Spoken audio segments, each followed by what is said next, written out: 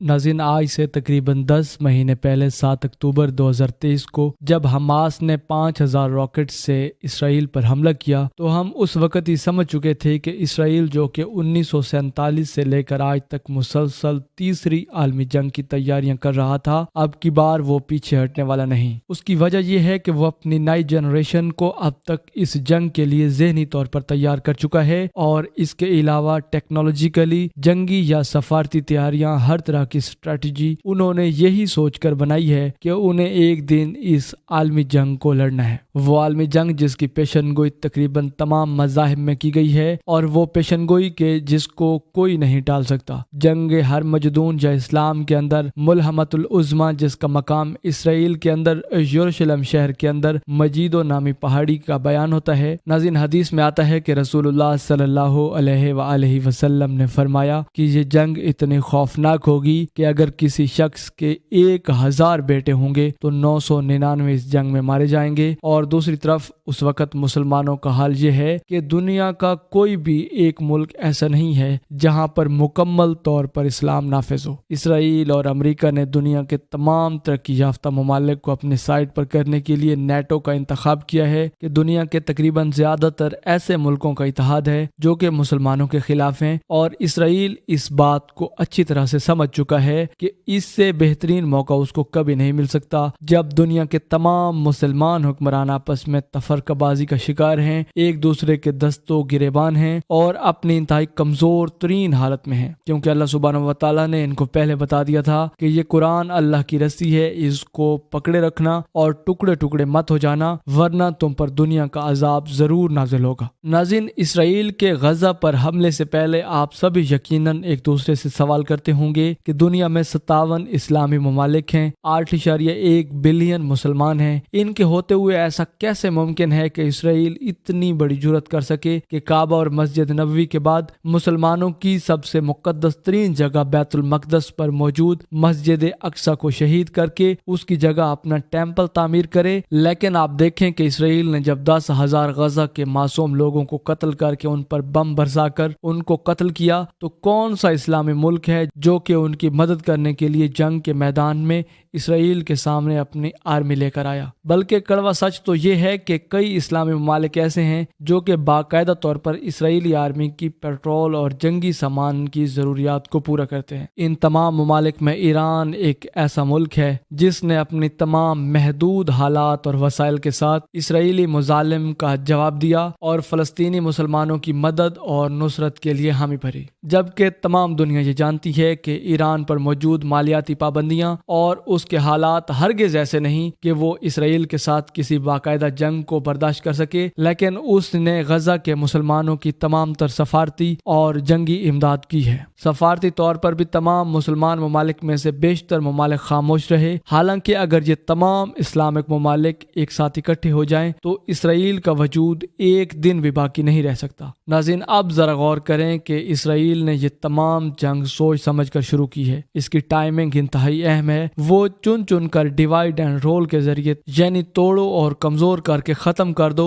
हर उस मुल्क को कमजोर या खत्म कर रहा है जो कि इस आखिरी जंग में मुसलमानों का मसीहा हो सकता है। मिसाल के तौर पर इराक, ईरान, लबनान, मिस्र और सबसे बढ़कर फलस्तीन या फिर हमास और हिजबुल्लाह। नाज़रीन, इसराइल के मुताबिक इस टाइम में वो बिल्कुल तैयार है, क्योंकि उनके मुताबिक 2 साल पहले जो 5 लाल बच्चियां जिनको अमेरिका की रियासत टेक्सास से यहाँ पर लाया गया और ये तौरात के अंदर बयान की गई निशानी के मुताबिक थी, यानी उनका जिस्म पूरी तरह से बालों से लाल था। उन्हें बहुत जल्द मस्जिद अक्सा के सामने माउंट ऑलिव पर कुर्बान करके मस्जिद अक्सा को शहीद किया जाएगा और इसकी जगह तीसरी मर्तबा हैकल सुलेमानी को तामीर किया जाएगा और इसके बाद उनका मसीह दज्जाल दुनिया के अंदर जाहिर होगा और पूरी दुनिया पर ग्रेटर इसराइल को कायम करेगा, जिसका नक्शा उनके पास मौजूद है। हालांकि यहूदी कौम भी इस बारे में डिवाइडेड है कि वो मसीह हैकल की तामीर से पहले आएगा या फिर उसकी तामीर के बाद। ये इस कुर्बानी की تحریک کے اندر، جس کے اندر تمام رسمیں، لباس، لوکیشن، بیک کا انتخاب، ہیکل سلیمانی کا نقشہ، حتیٰ کہ ہر ایک تیاری شامل ہے۔ ان تمام تیاریوں کے ساتھ اپنی نسل کو اس جنگ کی اہمیت اور جنگ کے متعلق تیاری کرواتی آ رہی ہے، اور اب ان کے مطابق وہ وقت پورا ہو چکا ہے اور ہم اینڈ ٹائمز کے اندر پہنچ چکے ہیں۔ اور یہ سب کچھ دی ٹیمپل ایسوسی ایشن کے نام کی ایک آرگنائزیشن کروا رہی ہے، جو کہ بنی اسی مقصد کے لیے ہے۔ ویب سائٹ کے علاوہ ان کا اپنا ایک یوٹیوب چینل بھی موجود ہے، جہاں پر یہ اپنی تیاریوں سے متعلق پوری دنیا کو اپڈیٹ کرتے رہتے ہیں۔ حال ہی میں اس چینل پر ایک نئی ویڈیو پوسٹ کی گئی، جس میں یہ بتایا گیا کہ لال بادشاہ کی قربانی اور باقی تمام تر کام کس کس شخص کے ذمہ ہوں گے۔ یعنی ان شارٹ بہت ہی جلد ہم مسجد اقصی کو شہید کرنے والے ہیں اور اس کی جگہ پر ہیکل سلیمانی کو تعمیر کرنے والے ہیں، لیکن کوئی بھی مسلمان ہمارا کچھ بھی نہیں کر سکتا۔ یہ بار بار پوری دنیا کو ویڈیوز کے ذریعے پیغام دے رہے ہیں کہ وی آر ریڈی۔ یہ باقی دنیا کی ہمدردیاں سمیٹنے کے لیے یہ بھی کہہ رہے ہیں کہ پوری دنیا کو یہاں پر آ کر وزٹ کرنا چاہیے، اور اس کے اندر وہ تمام معلومات موجود ہوں گی جو کہ ہیکل کے متعلق پوری دنیا کو جاننا انتہائی ضروری ہے، جو کہ ظاہر ہے بہت بڑا جھوٹ ہے، کیونکہ ایسا ناممکن ہے، اور یہ قوم خود کو چوزن پیپل آف گاڈ یعنی خدا کے چنے ہوئے بندے مانتی ہے، اور اس کے علاوہ باقی سب کو کیڑے مکوڑے سمجھتی ہے۔ اب اگر تاریخ کی بات مانے تو یہ بات سچ ہے کہ یہ قوم بنی اسرائیل کی صورت میں ایک وقت کے اندر اللہ سبحانہ و تعالیٰ کی لاڈلی ترین قوم تھی، لیکن اپنی نافرمانیوں کی وجہ سے اللہ سبحانہ و تعالیٰ نے انہیں بدل کر دنیا کی خلافت عربوں کو دے دی، لیکن ساتھ ساتھ سورہ محمد کے اندر دھمکی بھی دے دی کہ اگر تم نے اس قرآن کے مشن کو پیٹھ دکھائی تو تمہیں بھی بدل کر کسی اور قوم کو لے آئیں گے۔ لہٰذا ہم نے دیکھا کہ اللہ سبحانہ و تعالیٰ نے اپنے وعدے کے مطابق عربوں کی نافرمانیاں، قرآن کو پیٹھ دکھانے اور اپنی عیاشیوں کی وجہ سے عرب قوم کو ترکوں سے یعنی سلطنت عثمانیہ سے بدل دیا گیا، لیکن اس کے بعد امت مسلمہ کبھی بھی ایک جگہ پر اکٹھی نہ ہو سکی۔ ویسے تو لال بادشاہ کی قربانی اور ہیکل سلیمانی کی تعمیر یہ سب پیشن گوئیاں تورات میں موجود ہیں، مسلمانوں کی کتاب کے اندر ایسا کچھ نہیں لکھا، لیکن اس کے بعد کے حالات تورات، انجیل اور اسلامی تعلیمات کے اندر ایک جیسے بیان ہوتے ہیں، یعنی ایک عالمی جنگ میں یہودی اور منافق مسلمان ایک جگہ پر، جبکہ حضرت امام محمد مہدی علیہ السلام مسلمانوں کو فتح یاب فرمائیں گے۔ یہ جنگ ہر صورت ہو کر رہنی ہے، اور اسرائیلی قوم اس کی منصوبہ بندی بھی کرتی آ رہی ہے، لیکن یہ کب ہوگی اس کا کسی کو کچھ نہیں پتا۔ لیکن ہمیں یہ کوشش کرنی چاہیے کہ ہم اس جنگ کو زیادہ سے زیادہ ڈیلے کروائیں، کیونکہ اگر یہ جنگ شروع ہو گئی تو اٹامک بامز کی تباہی کے بعد شاید ایک بار پھر سے انسانیت سٹون ایج کے اندر پہنچ جائے، ٹینکوں کی جگہ گھوڑے اور مشین گنز کی جگہ تلواریں لے لیں، اور اس کے بعد اسلامی خلافت کا آغاز اسی جنگ کے میدان یعنی فلسطین کے شہر یروشلم سے ہوگا کچھ یوں کہ ایک سعودی بادشاہ کی وفات کے بعد اس کے بیٹوں کے اندر حکومت حاصل کرنے پر اختلاف ہوگا،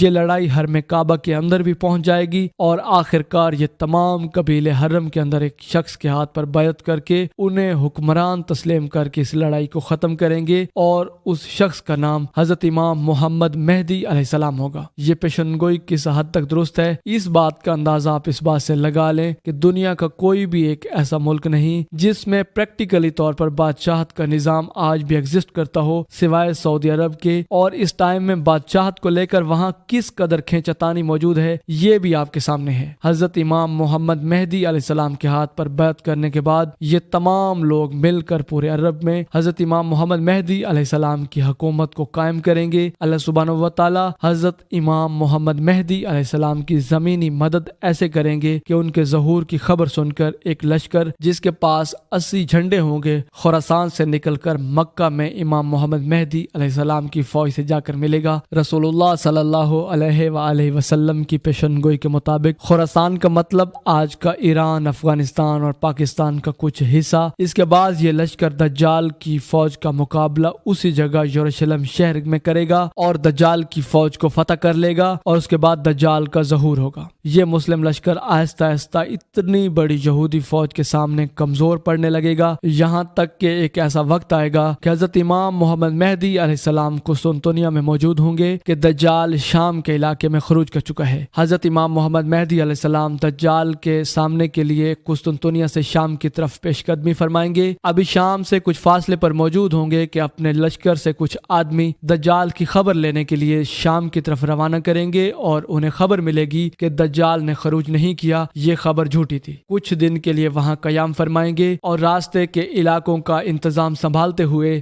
جب شام کے قریب پہنچیں گے تو دجال کا خروج ہو جائے گا، جس کے بعد اللہ سبحانہ و تعالی امام محمد مہدی علیہ السلام کی آسمانی مدد ایسے کریں گے کہ حضرت عیسیٰ علیہ السلام دمشق کی ایک جامع مسجد کے مینار پر نزول فرمائیں گے، حضرت امام محمد مہدی علیہ السلام کی اقتداء میں نماز پڑھیں گے اور جنگ کریں گے، پوری دنیا پر اسلامی خلافت کا نظام قائم ہو جائے گا۔ ناظرین، روایات کے مطابق حضرت امام محمد مہدی علیہ السلام کے زمانے میں انصاف کا دورہ ہوگا، ظلم و جور کا خاتمہ ہوگا، ناانصافیوں اور ظلم نہیں ہوگی۔ روایات میں ہے کہ حضرت امام محمد مہدی علیہ السلام کی حکومت میں صدقہ لینے والا کوئی نہ ہوگا، شیر اور بکریاں ایک ساتھ چریں گے، بچے سانپوں کے ساتھ کھیلیں گے اور امن کا دورہ ہوگا۔ یہودی قوم کا گریٹر اسرائیل ان کا گریٹر قبرستان بنا دیا جائے گا اور اس کے بعد یاجوج ماجوج کا ظہور ہوگا جو کہ اس قدر تباہی پھیلائیں گے کہ اللہ کی پناہ، ان کے خاتمے کے بعد پوری دنیا پر خلافت اسلامیہ قائم ہو جائے گی اور یہ جنگ ایک بڑی تباہی ہے جو انسانیت کو اس ٹیکنالوجی کی تباہی سے نکال کر ایک بار پھر سے اس کی قدرتی انوائرمنٹ کے اندر واپس لے جائے گی۔ اس کے بعد 40 سال تک امن و سکون کا دور ہوگا، لیکن حضرت عیسیٰ علیہ نبی علیہ السلام کی وفات کے بعد قیامت کی باقی بڑی نشانیوں کو ظہور ہوگا، یعنی دعوت الارض کا نکلنا، سورج کا مغرب سے نکلنا اور یمن ملک کے اندر لگنے والی ایک بہت بڑی آگ، اور اس کے بعد حضرت اسرافیل علیہ السلام سور پھونکیں گے تو اس دنیا کائنات کے اندر موجود ہر ایک چیز بالکل فنا و تباہ ہو جائے گی، یعنی قیامت قائم ہو جائے گی۔ اس کے بعد وہ ایک بار پھر سے سور پھونکیں گے تو اس دنیا کائنات کی ہر ایک چیز زندہ ہو کر میدان محشر کی طرف بڑھنے لگے گی۔ ان تمام نشانیوں کے بعد اب آپ اندازہ لگانے کی کوشش کریں کہ ہم انسان کتنا قیامت کے قریب پہنچ چکے ہیں۔ اللہ سبحانہ و تعالی ہمیں سمجھنے کی اور نیک عمل کرنے کی توفیق عطا فرمائے، آمین یا رب العالمین۔ ناظرین، کچھ ہفتے پہلے پاکستان اور دنیا بھر میں ایک انڈین سیریز کو نشر کیا گیا، مگر اس سیریز پر پاکستان میں پابندی لگا دی گئی۔ فواد خان اور صنم سعید کی انڈین سیریز برزخ کو پاکستان میں یوٹیوب سے ہٹا دیا گیا ہے۔ فواد خان اور صنم سعید کی انڈین سیریز برزخ کو پاکستان میں یوٹیوب سے کیوں ہٹایا گیا؟ در حقیقت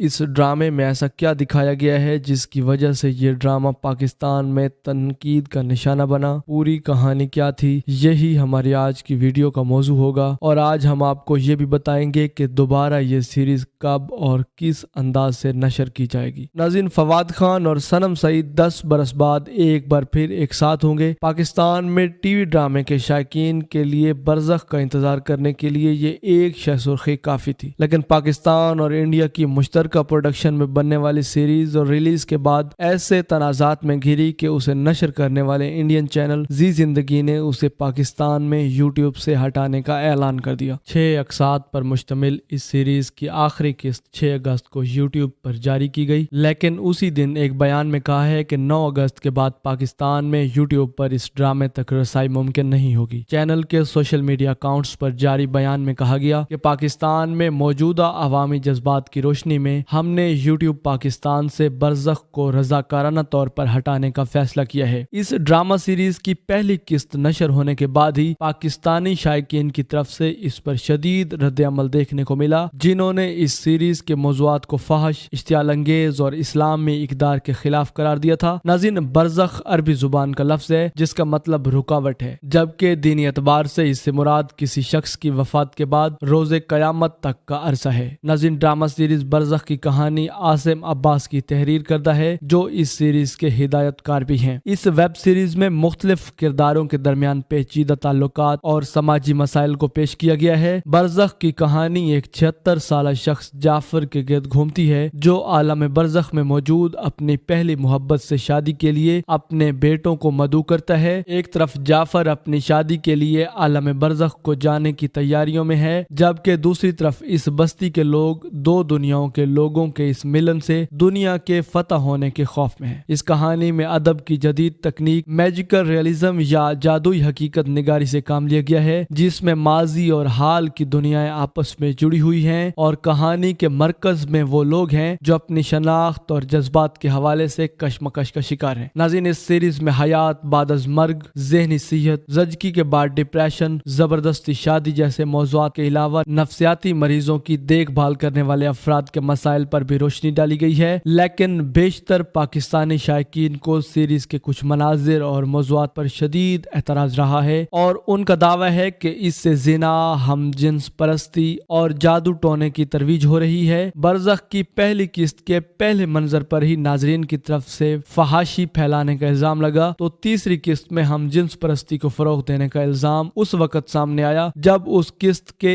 ایک منظر میں دو مرد کردار ایک دوسرے کو بوسہ دینے کے قریب دکھائی دیے۔ ناظرین، یہ ڈرامہ پاکستانی چینلز پر نشر نہیں کیا گیا تھا، بلکہ یہ ویب سیریز بھارتی اسٹریمنگ ویب سائٹ ZEE5 کے لیے بنائی گئی تھی اور اسے زی زندگی کے یوٹیوب چینل پر بھی ریلیز کیا گیا۔ یہ ڈرامہ صرف 6 اقساط پر مشتمل تھا، جس کے مکمل نشر ہونے اور پاکستانی ناظرین کی جانب سے بے پناہ تنقید اور مخالفت کے بعد پاکستانی ناظرین کے لیے یوٹیوب سے ہٹانے کا اعلان کیا گیا۔ ناظرین، یہ کہا گیا ہے کہ برزخ پاکستان میں بے حیائی اور بدکرداری کو فروغ دے رہا ہے۔ یہ ڈرامہ اسلامی معاشرے کے خلاف اور ملک کی اقدار کے منافی ہے۔ ایسا لگتا ہے کہ ڈائریکٹر نے سب سے بڑے گناہوں کی فہرست بنا کر ان پر یہ ڈرامہ بنایا ہے۔ ناظرین، حقیقت بھی یہی ہے کہ یہ ڈرامہ سیریز اسلامی اقدار کے بالکل خلاف ہے۔ ڈرامے کے ابتدائی سین ہی بہت بالغانہ تھے۔ کھلے آسمان تلے ایک پیڑ کے نیچے نیم برہنہ مرد الٹا لیٹا پھل کھا رہا ہے۔ اس کی پشت پر ایک عورت کا ہاتھ آتا ہے جسے وہ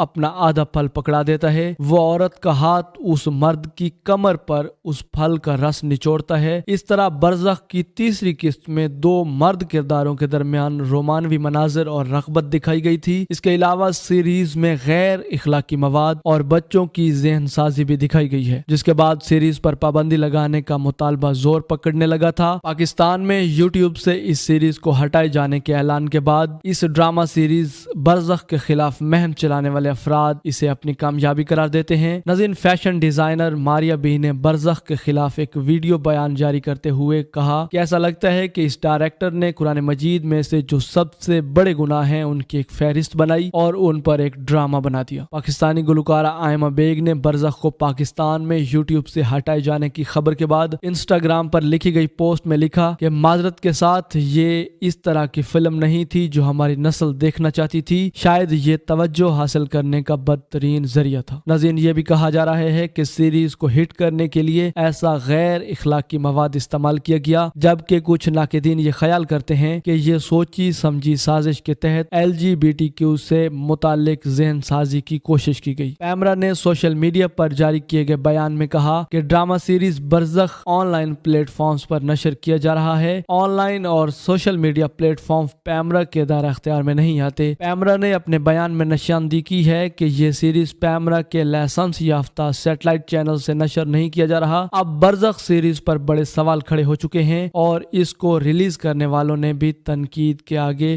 بے بس ہو کر اس کو یوٹیوب سے ہٹانے کا فیصلہ کر لیا ہے۔ لیکن سوال یہ ہے کہ یہ سیریز نشر ہو چکی ہے اور ایسے میں جس نے بھی اس کو دیکھا اس کے ذہن پر اس کا اثر تو پڑ سکتا ہے۔ اب اگر سوشل میڈیا پر سیریز میں سے کچھ بھی دکھایا جا سکتا ہے اور اس پر کوئی چیک اینڈ بیلنس نہیں ہوگا تو آنے والے وقت میں اس طرح کا مواد دکھایا جاتا رہے گا اور یہ سیریز آپ کو سوشل میڈیا پر ضرور ملے گی کہ سوشل میڈیا مواد پر ایسی سیریز کو سینسر کرنے کا کوئی میکانزم بنایا جا سکے، جو کہ اب تک موجود نہیں ہے۔